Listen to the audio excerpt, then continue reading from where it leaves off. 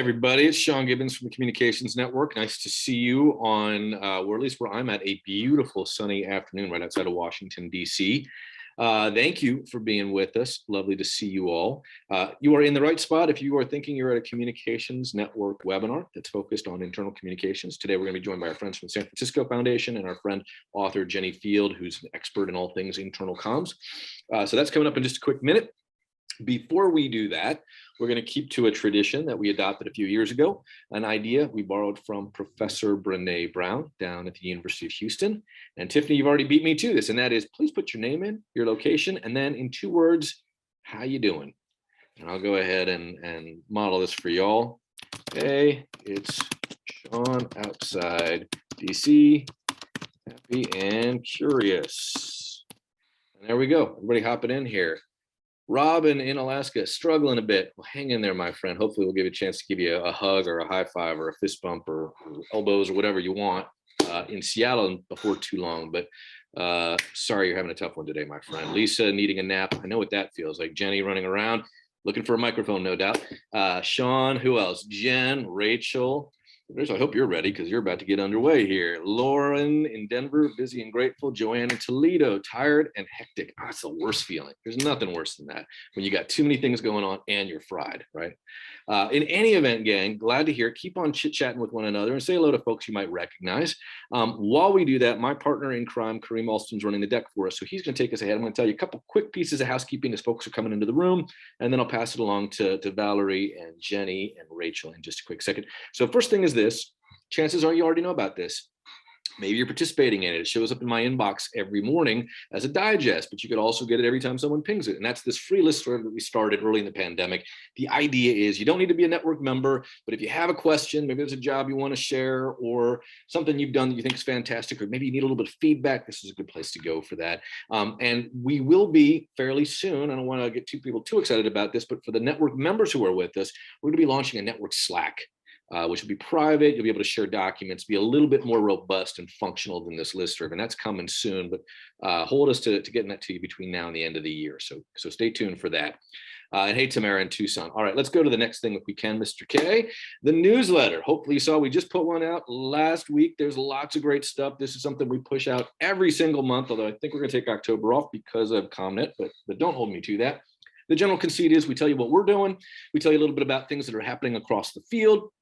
We point you to some things that are interesting, and hopefully we collect up a couple of resources, and we collect some ideas and questions that are percolating in the listserv. We send that all out to you once a month, and we think it's worth your time, so we appreciate that. We also share jobs. That's the other thing. I know people like that. Okay, moving right along if we can, Mr. K. Next thing is circles. It is amazing and astounding, I think, to all of us. There are literally hundreds of folks who are part of this now. As you can see from the screen, it kind of says it all. This is your network within the network. So if you are organized around the issues that you work on, so maybe you're at an organization that focuses on social justice, you can see here, we've got a circle for you. Maybe we also organize them around identity. So maybe you are LGBTQ+. We have a community of folks like you who are gathering monthly and also using a Slack channel to stay in touch with one another, to support one another. This is a really fantastic thing. You do have to be a network member to be part of this, but we're really grateful to everybody who's been taking advantage and helping each other out. It's just a beautiful thing to see. All right, and these folks will be gathering, if I'm not mistaken, in Seattle. So if you're headed that way, you'll hear more about that before too long. Okay, if we can, Mr. K, take us ahead. Locals is the other thing. These little dots on the map will hopefully signal to you. These are places where network folks are gathering regularly. We've been doing it virtually. Many folks now starting to come back online. I believe I just saw something for our friends in DC doing something towards the end of this month. But if you go on to comnetwork.org, you can figure out, you can see the URL there, figure out what's happening in your neck of the woods. Great way to meet and befriend and build community with folks who live in your backyard. So that's what locals are all about. Okay, Mr. K, take us forward if you would. That, I think, is the next thing, was our run of show. Also, if you've had any kind of issues with this, gang, I should probably own this at the outset. We are being a bit of a guinea pig. Our friends at Zoom reached out to us, which is a nice compliment, and said, we noticed you're getting lots of folks coming to these webinars. We'd love for you to be a beta tester for this new platform. So if you came into like a lobby and maybe it was a little bit confusing to you, that is part of a system that Zoom is refining and building now. If there's ideas that, things you liked, or just as importantly, maybe things that you didn't like or things that you found confusing, I promise you those of us on the presenting side of things found a few things. We're going to be sharing that all back with our friends at Zoom. So So do let us know, because we'd like to make sure that this is a better way for us all to work, and hopefully to be available to everybody before too long. All right, so with that, I think I need to shut up, and I will see you all on the other side of this, where we will have office hours. And I think, like last time, we'll put a link into the chat to invite you to that. But for now, let me go ahead and pass it along to Jenni and Rachel and Valerie. One coming from the UK, the other two coming from the Bay Area. I have a feeling you'll figure that out pretty quickly, who is who. And with that, oh, well, I'm sorry, one last thing. Marva is back with us. Marva Johnson's with us. She's offering ASL services. She's done this many times for us. She's wonderful, and we're super grateful to her. So Marva, Valerie, Jenni, and Rachel, please take it away, and I'll see y'all on the other side. Thank you very much, Sean. It's lovely to be back. For those of you that joined me when I was doing part 1 of internal communications, it's nice to see you again. But I'm really excited today because I'm joined by Rachel and Valerie, and we're going to be having a really good chat about what they've been up to around managing internal communications. Now, I'm going to ask Rachel and Valerie just to introduce themselves really quickly before I get into giving them a grilling about what's been going on. So Rachel, I'll come to you first. Thanks, Jenni. My name is Rachel Benditt. I am Director of Communications and Narrative Strategy at the San Francisco Foundation. I live here in San Francisco, not a San Francisco native, but my folks come from the area. So, been a part of the Bay Area community for a long time. My career has been mostly in nonprofit communications before moving into the philanthropy space at the San Francisco Foundation a few years ago. Brilliant. Thank you very much. Valerie. Thank you. Good morning to those of us who are on the West Coast. I am coming at you from Dublin, which is part of the Bay Area and in one of the counties, the 5 counties that the San Francisco Foundation serves. I am the Chief Marketing Officer for our organization. I have been part of this organization for the last 2 years, and I have enjoyed every moment of it. But just to shout out to all my East Coasters, I am originally from Maine and have lived out there for a long time. And so I'm really excited to be here and to talk shop with you, Jenni, and you, Rachel. So let's get it started. Wonderful. It's lovely to have you both here. I'm so excited, having had some pre-conversations with you about what you've been up to. So I'm really keen to share that and make sure I ask some difficult questions. I promise I'll try and stay on track in terms of the questions we've said. But if you say something really exciting, I'm going to go off on a tangent. And I'm also guessing by now that everyone that is watching and listening has worked out which one of us is in the UK. My accent does always kind of give me away. So I want to start by asking you around kind of what triggered some of the changes that you went through as a back of COVID, because you've really changed things. I think that's something to really start with for the audience here to understand what you've done and kind of what's changed essentially since COVID. Yeah, thanks, Jenni. So I'll kick us off because I was actually working at the San Francisco Foundation prior to COVID. Valerie actually started, what was it, like a week or 2 after we went into shelter in place? April 2020. Yeah. But I would say that prior to COVID, prior to 2020, when you think about internal communications at San Francisco Foundation, kind of the main vehicle was our all staff meetings. And those were held in person. We're all located in the same office. It was about once a month. They were very informal. And I think that they were somewhat off the cuff and, sometimes maybe a little bit dry. But the staff meetings were really held by, I would say, the CEO and his kind of direct office, and did not have much in the way of input or participation from the Marcom team or necessarily the HR team. And that was also kind of our main avenue for sharing information with staff. And, and it worked because it was a relatively small, tight-knit organization. We all saw each other in the hallways. We could share news. One of the things that we would do in the all staff meetings was address any, water cooler chat. And our CEO, Fred, would say, hey, what are the rumors and myths that have been coming up that we can, put some fact to? But in March, when San Francisco, the Bay Area, went into shelter in place, that didn't translate well to virtual meetings. We, when we had our meetings in person, there was a lot of interaction, kind of, people would talk and chat. It wasn't just, someone presenting, but once we got onto the virtual platforms, you lost all of that interaction, you lost all of that camaraderie. And at the same time, I know this is going to surprise people because we're the San Francisco Foundation, we're in like this tech center. We were not actually the most technologically advanced organization. We had actually just given all staff members laptops, fortunately, just a few weeks or like a month or so before shelter in place. So thank goodness for that. But we had a lot of new communication tools when we went into shelter in place that we hadn't really used much before. Folks didn't know how to communicate with each other. Like, what do you send on email? What do you send on Teams chat? Because we use Teams chat rather than Slack. So when I say Teams, just translate that to Slack in your head. And we had a lot more information that we needed to share with staff without a lot of good channels to do so. And that is kind of the environment that Valerie walked into starting soon after shelter in place. And I'm gonna turn it over to Valerie to talk about what we changed. Yeah, well, thank you, Rachel. I think you did a great job of kind of laying out the environment that we were working in. It was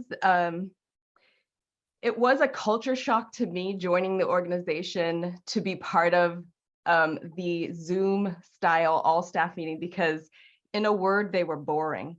And I was shocked. I was like, okay, the San Francisco Foundation is full of social justice warriors. We have this really boring meeting that is taking place during a very critical time, a time when emotions are high. And as the communicator, I wanted to make sure that people were being held, right? Like that we had a space for them to share what they were going through. And so I basically went to Fred and I said, can I take these meetings? Can I take these meetings from you? Because essentially what they seemed to be for me, and I was new, so I don't want to undersell the strategy that was there before me. I don't know exactly what the management team was doing, but I do know how I interpreted it when I got there. And it felt like the CEO reading a list of items from a bulleted list that were prioritized, I'm very sure, and thoughtful, but it was not reflecting the culture. I love how polite you're being about what was going on before. Like, I'm sure this was. Well, I'm not really polite, Jenny. I've practiced this. I like it. So you've practiced this. This is good. But the truth is that we had an opportunity, and really we had an urgency behind it, because we are an organization that is Black led. There was a lot of, the racial reckoning was happening before it. We needed to create space so that we could really be able to deliver messages and keep the work going. So that's the strategic part of it, is that yes, it had a cultural element, but it also had the strategic element to ensure that people had more of an emotional connection to each other and to the work. And I think that that's what we were aiming for when we decided to kind of take over these meetings. And so that's what we did, and we're still doing it. Okay, I love it. And I know we're going to get into kind of like what you actually did, but this must have been, I mean, we sort of joked then about how polite you were being about what had happened before, but this is always hard. In my experience, when I've worked in organizations, you're going in and you're looking at what's gone before you, and you're dealing with a leadership team who often have, egos, as we all do. There's often a sense of, no, this is how we've always done it. So how did the leadership feel about the changes that you were saying? Were you kind of pushing on an open door, as we would say, or was there a bit of kind of pushback on, no, everything's fine? What do you know? Well, that's a very interesting question, because I think about if it was today and we had the skills that we have now and the awareness of what the meeting could bring, would I get pushback now? The truth is that we were in a free fall. Nobody knew what was going on. People were like, you want to take it? Yeah, you take it. You take that. You want that responsibility? You go ahead. Yes, yes. I love it. Get it Yeah, away you know, from me. right. So I mean, that is that, and I think that was a you know, serendipitous situation where folks were, you know, overwhelmed by all that was happening. You know, we see the numbers of people dying, the, you know, the protests in the street. Valerie's saying, take the meeting. Oh, yeah, sure. You can take that. And they felt really supported by it. When it was one way that I actually could contribute immediately, joining the organization. So it was easier than you might expect. Since then, though, I think that I've had more nuancing of how to engage the management team so that they feel like this meeting hasn't been completely taken over, and they're, you know, the topics they want to bring up or some of the ways in which they want to present things. I needed to be more intentional around how I was incorporating them in their thoughts. And so I was able to do that. And I don't know if you want me to talk about that now, or you want to, you know, keep that. No, let's talk about that. Let's talk about, because I think that's a really important point where, you know, as you were talking and explaining, Rachel, about sort of what had happened and you were starting to sort of set the scene, I was remembering the fact that it's important for us to remember that we were in crisis mode during COVID. Like it wasn't kind of real life. And we had to do a lot of things differently very quickly that then have to be looked at and changed and evolved. And I think it's easy to forget that evolution on the back of what we had to do quickly is continuing for people now. And it's been, you know, 2-3 years. We're still having to change and adapt and do things differently. So absolutely, yeah, delve into kind of what's going on now and the trickiness of some of that. Do you want to take that, Rachel? Do you want me to start off? You go ahead and start off. So what I was, I guess, getting at is that with some of the ways that we set up the way we prepared for the meetings, we now have a system where we have a meeting, we pre-populate what we think should happen based on, is this an observance month? Is this something important? You know, looked around, have we had media mentions? Is there something that we need to celebrate? Put an agenda together, and then I bring it back to management team. And I say, does this look right? Are there management team updates that should take precedence over what we've put here? And so we've been able to kind of create this process that allows us to then produce a meeting that has more than just what we think should be presented, but what management team thinks is important. And for us to be really intentional about highlighting different parts of the organization. I think that sounds like the perfect blend though, right? I think there's got to be a suggestion from the communications team of this is what we've got, and then the marrying of the two, because there's always going to be things that are going to come through. It sounds like during COVID though, they were quite happy to say, you know, you just do it and you just take it. And then that kind of, not control, but that need to kind of have more of an input was starting to come back. Do you think that's coming back because they've recognized the value and importance of what you're doing? Or do you think it's coming back out of a need for, out of a want to have more control? I don't think that it's about control. I think it's more about the power of the meeting is evident. Previously, when we first started, it was the Marcom team show. We rotated hosts from the team. And what I didn't mention before is I selfishly wanted to take these meetings because I knew that we would be doing Zooms. And I was looking around and I was like, where's our Zoom expert? We didn't have one. We did not have one. And so it was a place for us to play, right? Play music, do different things that we knew we would want to do for our donors in their engagements and for other folks. And so I selfishly was putting my team out there to have to learn these things so that we could provide them to the rest of the organization. And what I was, I don't know, a lesson I learned was that focusing on my team did make some of the management team members feel like, well, what about my team?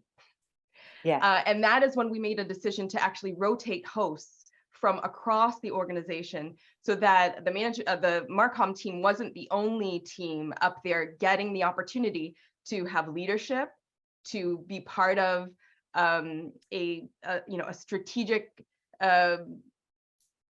process that is put forth by the team. And so that was one of the upsides. The other was just that we partnered with the HR team to make sure that compliance issues and things like that were also featured. And so it just gave us an opportunity to create new bridges and tighter relationships with folks across the organization, not just the management team focusing and then this top down, but that we were thinking about all of the ways that people could use the space to share and showcase and be part of our culture. I love it. And just remind us, sorry, Rachel, just can I very add to quickly. that? Oh, no, go ahead. Yeah, go for it. Yeah, go for it. I just want to add a little bit on what Valerie was talking about the having hosts that come from all different parts of the organization. I think that has been a big win for our updated staff meetings. It's a way that folks, particularly while we're working remotely, got to know some of their colleagues who they may not interact with. It's helped people to have a better understanding of what the different teams in the organization do. And it's a way that, these staff who are acting as the hosts have been able to bring a little bit of themselves and their personal passions. So I just wanted to give a couple quick examples.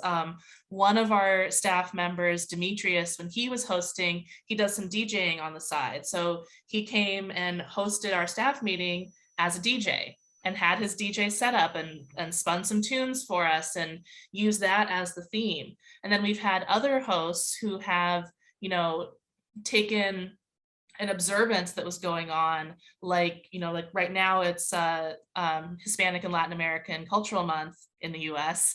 And so we've had hosts who have, tied into things that are going on in terms of observances. We had one host who did a slideshow of jazz and its connections to racial equity.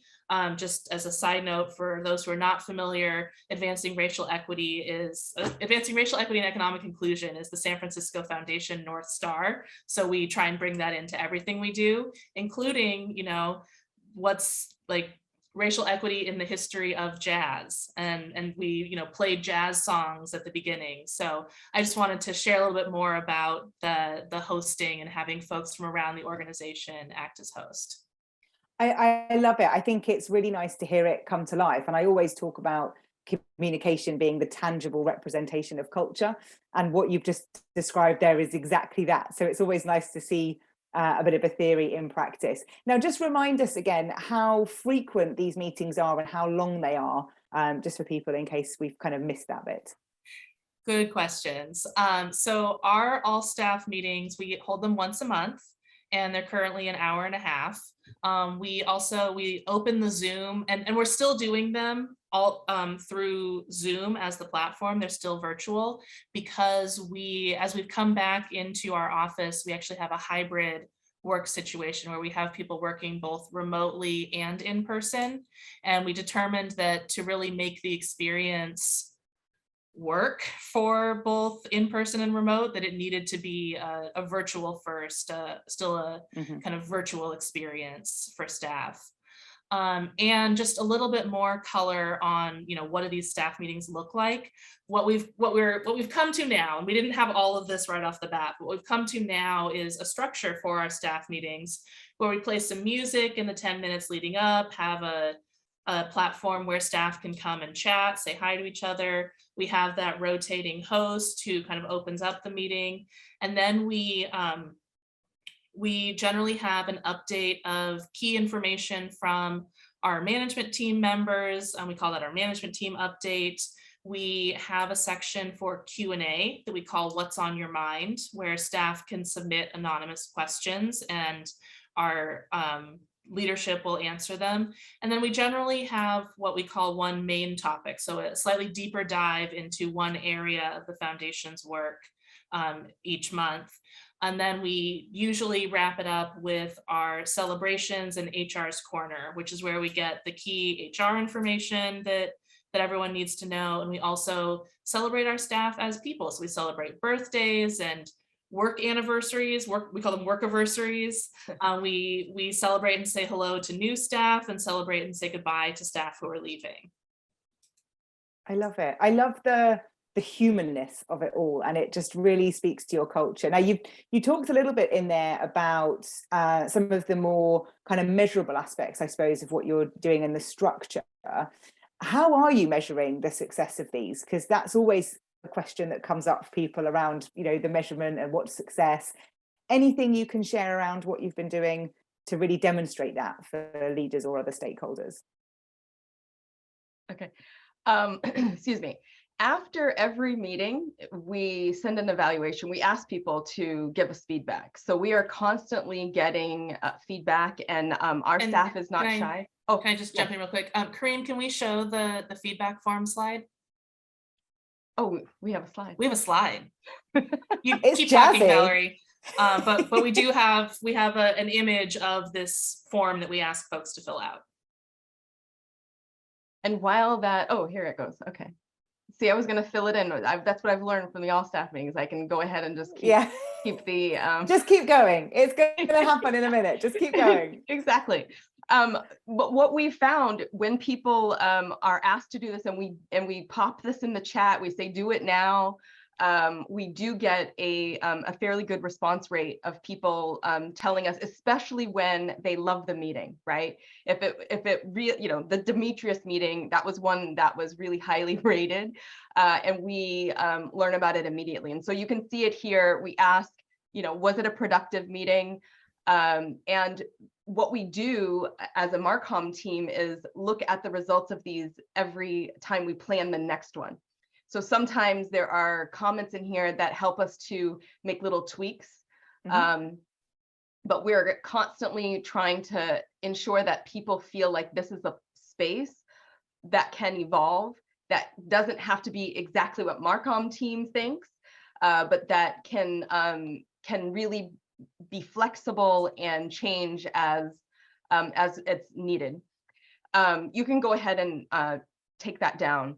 The other thing that we do at the San Francisco Foundation is, and I don't think we call it this, but it is an employee engagement survey. I don't think that's the title when we send it out, but yeah, it is. Oh, now. okay, it's the title that we send out. And there are a couple measures in that employee engagement survey that we're able to kind of mark against. So of course, this is fairly new for us, and the survey has only come out once since I've been with the organization. So we haven't been using this yet, but I can see that it's going to be a huge tool. We measure engagement, right? So we actually look for support and belonging, and we have questions around that. And I feel like the all staff meeting is one of the things they're thinking about as they are answering those questions. We also have our equity agenda, which is the way in which we do our work to advance racial equity. And we have had a more intentional, and we have more intentions around making sure that people hear about the equity agenda and the work that's happening around our strategic plan. And so we also know from that survey, are people knowing what the equity agenda is? Do you know how you contribute to our strategic plan? And I feel like those, the way that we're doing the meeting is a perfect way to mirror back to us, how are we doing? And if we're not doing that well on some of those ratings, I feel like it means that we should change the all staff meeting. We should make sure that they're hearing more about the equity agenda. One of the things that has been kind of unexpected, because honestly, I was leading with culture because of the crisis situation we were in. I really was thinking about how are we able to hold each other. But as we've grown together and can survive a pandemic, really the strategic part of this has come to life.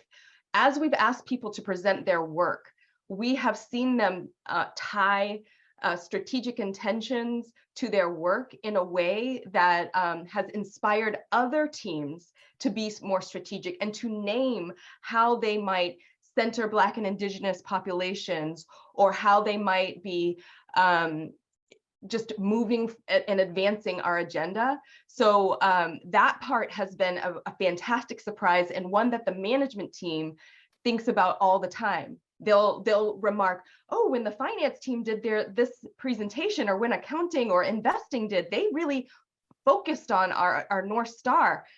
Can we do that more often? How might the rest of us be that explicit about how we're tying to the strategic plan? And so I feel like those are the ways that we're seeing this come to life in a way that's beyond the culture, but actually moving our agenda forward, moving our strategic approaches. And that, I think, is, I have to be honest, that was not what I was thinking about. I was thinking about, my team needs to know how to use Zoom, and I really need to make sure that people are feeling seen and heard.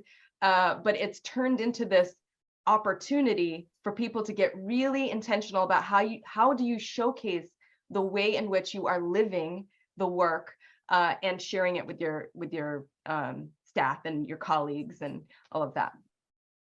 I mean, it sounds like the dream. So I'm going to ask you in a minute kind of what's not gone well, because I feel like there's an element of, let's talk about some learnings along the way. But before we do that, what kind of percentage of employees are you getting show up? How many employees do you have? So kind of how many people, is it everyone coming? Just give us a bit of context on numbers. So we have, I think, just over 100 staff now, and we'll generally have 70 to 80 folks at the all staff meetings. Okay. So good percentage. Perfect. I love that. We have had a couple of other questions coming in. I'm going to save those for the office hours that we're going to do afterwards. So please make sure you jump over to that. I just wanted to cover, there were a couple in there that were just a little bit quicker that I wanted to cover off today. But let's talk a little bit about things that haven't gone so well, because it sounds, dreamy. So I just want to know, what were there things that didn't go so well? Like, let's get a bit of balance. If it's all gone brilliantly, then great. But if there's anything to share to bring a bit of balance, then let's talk about that.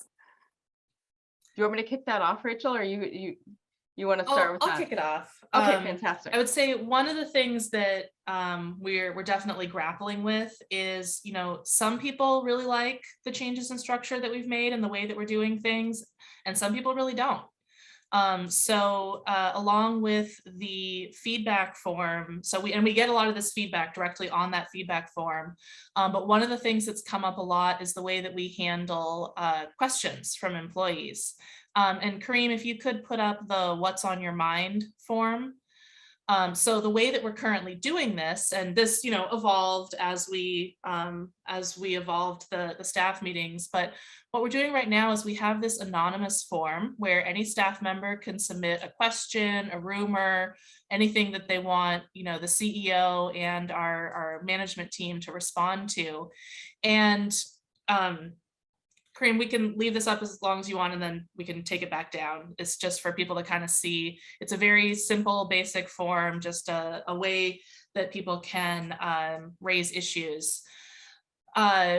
When we first started using this form, we would basically read the questions off during the staff meeting, and that was the first time that the person answering the question would have heard it. And they would attempt, we would say, okay, who's the right person to answer this? They would attempt to answer it, and we'd go on our way. And one of the things that that wasn't working around that is our HR team and our leadership came back and said, we're not able to really give full and appropriate responses to these questions when we have to answer them right off the bat. So one of the changes that we made is now we vet all of those questions during our planning meetings each month. We assign who is going to be answering them. The leadership team member who's going to be answering them has some time to prepare their answer. Not all of our staff like this new approach. Some people think it's much too stuffy and corporate, and that they're not getting real answers anymore. And want to go back to, a more free-flowing exchange of thoughts and ideas. So that's one of the examples. Valerie, I'll let you share another.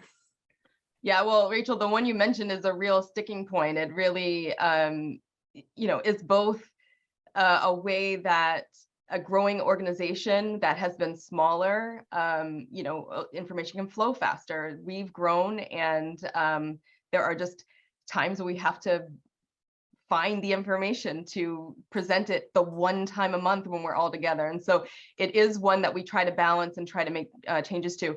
But, you know, just like everyone who's had to switch to Zoom or some other platform, technology has been one of the barriers or one of the things that we contend with. One of the meetings that sticks out for me is we had an assistant on the Marcom team that had scheduled all the meetings for us, and they left for another job. We all joined an all staff meeting, and that account still was holding the Zoom, and it ended after 15 minutes. So just imagine the terror on my team where we're like, what happened? You know, and to get everyone back onto another link. So we handled it like pros, but technology is a thing, and we constantly are learning new things. Spotlighting, the little tips and tricks about how to keep the meeting moving. You know, there are other aspects, like we had to really do a good job of sharing the opportunity for hosts. It was a scary thing, and I think it still is. Because some people are superstars when they get out there and you give them the opportunity to shine, they shine bright. And that means that for others, they feel a little bit, they have a little anxiety about going and doing that. And so we've had to think more strategically about how do we sell that opportunity? How do we make sure that we are not giving one department more shine than another department? But that's another element right there, is what are the topics? And are you talking more about the program side than the ops side? And so we didn't really bargain for all of those little aspects, but it's what we've learned. We've learned that you have to be intentional. You need to mark down who's hosted, what department did they represent. Make sure you have those checklists so that people feel like, yeah, I could do that. And it's equal opportunity. You can get out there and shine too. And I don't know, Rachel, do you have another one? Well, Yeah. Along with that, making sure that we adequately prepare our hosts and the staff who are presenting during the meeting, because, as communicators, as our Marcom team, like, we live this, but this isn't something that everyone in the organization does or thinks about or has the skill set. So it has sometimes been a challenge, working with a host to get them comfortable with presenting, working with our staff who are presenting information to help them know where their audience is coming from, how they can make sure that what they're saying is actually understandable and engaging to their audience, who may not be, our finance team gives a lot of updates on the budget, and they actually they've done a really great job of making that accessible and understandable to staff. And they've worked on that a lot, and we've worked with them on that, because we're not all finance experts and we don't all understand all that terminology that they just live in all the time. I love this story so much, because it's such an example of what internal communications functions are all about. It's the breadth of skills of becoming experts in Zoom, and then coaching leaders on how to do things, and getting the content right, and having the project management skills to do it. It's kind of ticking all of the internal comm skills boxes all in one go.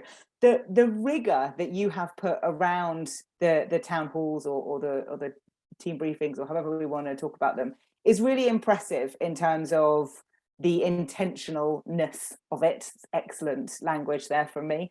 And I really like that, because I think that's so often forgotten. And in the research I've done with communicating with deskless workers specifically, there is this need to make sure that we are really focusing on one channel and doing it very well.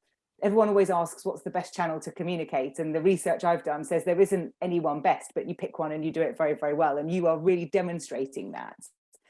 What I'm interested in is, we've talked a lot about this one channel, but there will be other ways that you communicate. So how does this integrate into other channels? How is it not, because it feels very standalone in the way that we've talked about it, but I imagine that's not necessarily the case. So how is it integrated with the rest of the channels and the rest of your communication world? Yeah, I'll kick that one off, and then Valerie, you can jump in and add. And I'll start by saying, you know, going back to your previous question about challenges, one of the challenges that came up for us after the first few months of the all staff meeting, the new version, was that we actually had way more content to share than we had time for. And at San Francisco Foundation, we hadn't really intentionally and strategically been using any other channels for our internal communication. You know, any staff member could send out an email to all staff to provide an update, share information, what have you, but those weren't always, not always effective. You know, people miss emails. It ends up being a lot of emails, particularly as the organization grew. So with the Marcom team partnering with our HR team, we actually started an internal newsletter for staff. And Kareem, we can put up the images of the internal newsletter samples.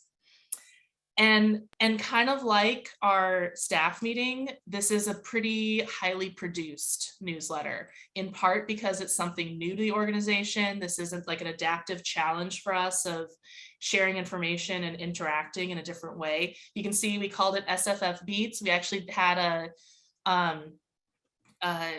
it wasn't really a competition, but we had staff submit ideas for the name and then vote on what the name is for the internal newsletter. And so we have this whole like music DJ theme to our newsletter.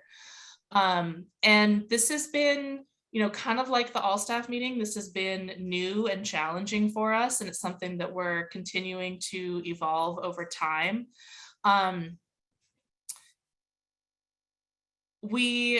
I think through doing the all staff meetings and starting up this internal newsletter, we've really surfaced the breadth of information that needs to be shared with staff and the breadth and depth of desire for avenues for staff to really develop deeper connections with each other. One little data point that I'll share is, so our organization has been growing significantly over the last few years. And at this point, due to growth and of course, just regular staff turnover, nearly half of our current staff joined the foundation after March 2020, when we started working remotely. So we really need and rely on these mediated channels for information sharing and connection. I'll stop there and see if Valerie has anything that you want to add. Yeah, I mean, the only thing that I would add was when we started, or when I entered the organization in 2020, the main avenue, and Kareem, you can go ahead and take the slide down. The main avenue where people would get information would be an email from the CEO. So especially as we thought, you know, we were going to be working remotely for 2 weeks, right? And then it turned into 1 month. And so I was frantically with the CEO, like, what's the message this Friday?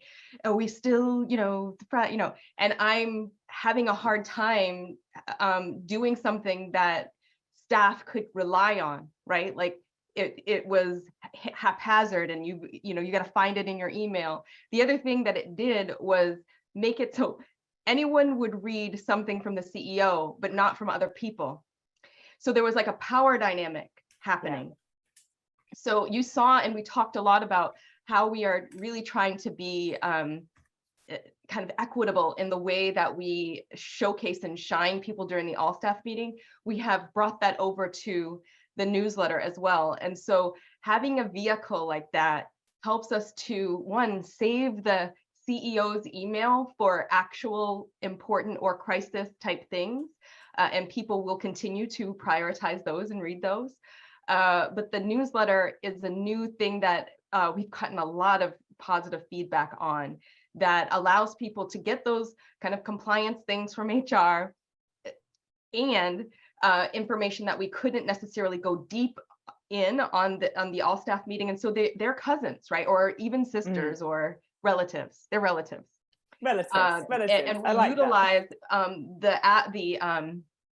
the newsletter even to deliver the notes from the all staff meeting. And so we don't, the more we can have these things related, the more it feels like it's not one-offs and us doing all of this work for this one thing, but rather utilizing that energy to ensure that the products that come from it are smart, that we don't have to start from scratch with content because we know the sections, we know what we are trying to share with staff.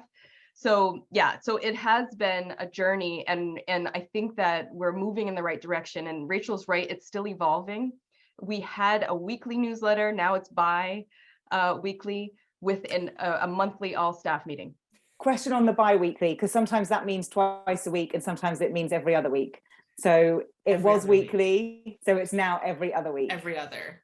Okay, perfect. So you've got an every other week newsletter, and then you've got the monthly town halls. Yes. And can you measure the newsletter at all? Are you using any sort of platform to do that, or are you just using normal email? It's kind of a hybrid. So we do create the newsletter in our email marketing program. We're currently using MailChimp, but then we send it out just through our regular email. So we don't have great stats on it right now. Like, we can see how many times it was opened, but we don't know how many distinct people that was versus just one person like me, because I go back to them a lot, like opening it 5 times. Yeah. Okay. And I think that's important to just say that's quite normal. So in my experience working with different organizations, there's lots of different providers for email stuff internally if you want to do it. But I think you have to think about what's the outcome you're looking for. And what's been really apparent in our conversation today is your focus on the outcome you're looking for, that's linked to your culture, that's linked to bigger things. It's not just about how many people have opened a newsletter, which becomes kind of more of a vanity metric and not overly helpful in terms of driving organizational change. Now, I've got one more question before we go into office hours, but I want to just kind of, what's next? So we've got the newsletter, we've got this, we've got the all staff meeting.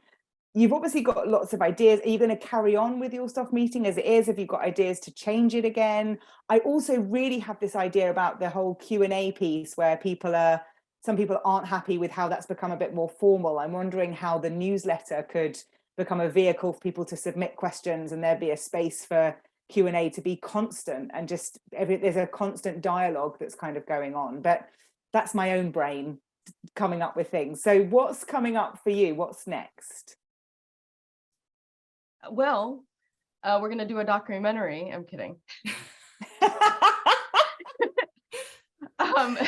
Truthfully, I think for me, the short-term goal is to continue to refine and to help to ensure that we're not spending a lot of time the way that we have in the past. It's not that I feel like it was a waste of time, but I think we're at this point where if we could do things a little faster, have things a little bit more standardized. And I know that sounds really corporate as I'm saying it, but I want that to happen because I want the team to be able to focus on other things. And it was important for us to learn some skills previously. We've learned those. And I think it's now time to kind of standardize this. In terms of, what that looks like in the future, I think we're going to have to wait and see what happens in terms of the hybrid work environment. There have been talks that we want to kind of do part live, part, on the Zoom. And so I don't know what all that's going to look like, but it sounds like a lot of work to produce. And I'm here for it if that's what we're going to do. But right now, I'm really enjoying the fact that we're using a tool that we've used for a couple years. We have a standardized agenda. It's linking to a fantastic newsletter, and I'm feeling really good. I'd like to stay there. But Rachel, if you have some fantastic ideas, I don't want to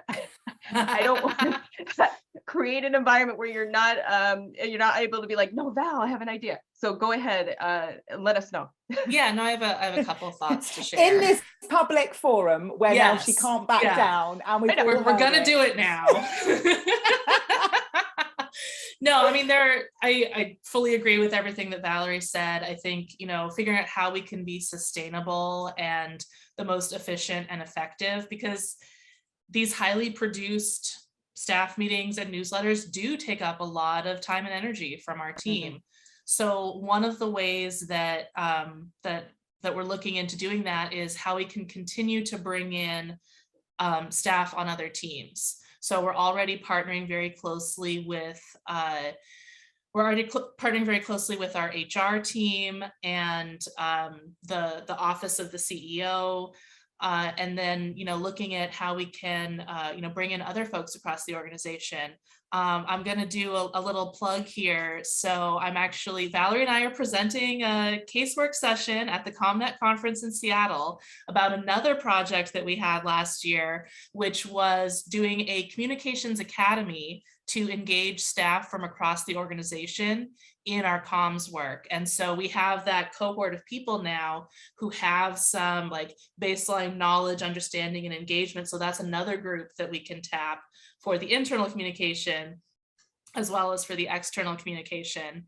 And then, the other thing that we're looking at is we still struggle as an organization with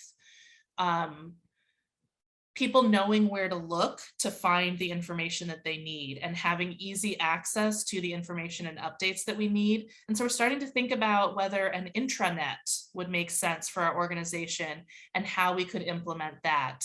That's in very early stages, but that's kind of our the ideal of where we're going to head next for internal communication. But you bring up a good point, Rachel. One of the things, an unexpected kind of surprise, is that our team can help people to build muscles around where to go to get information. So we're intentional about sending people to a folder so they can see all the information that's in there. We do that during the all staff meetings, and we also do it in the newsletter. So people are then having to kind of bookmark those areas. But it's been really another thing that we learned that we should be doing. Rather than sending them to the PDF or to the actual presentation, we send them to the folder or the web page that we created, so that then they're like, oh, there's more information here.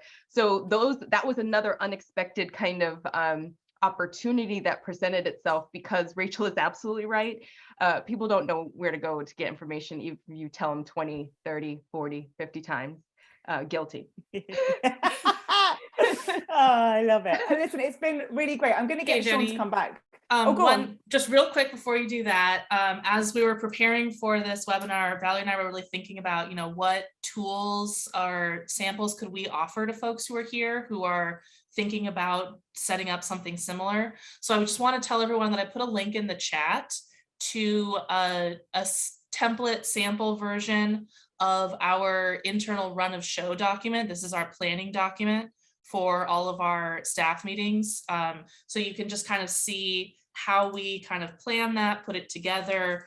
There's some various stuff that we didn't really get into. If folks are interested, we can dive more into it during the office hours, but I did want to make sure that that was available for everyone.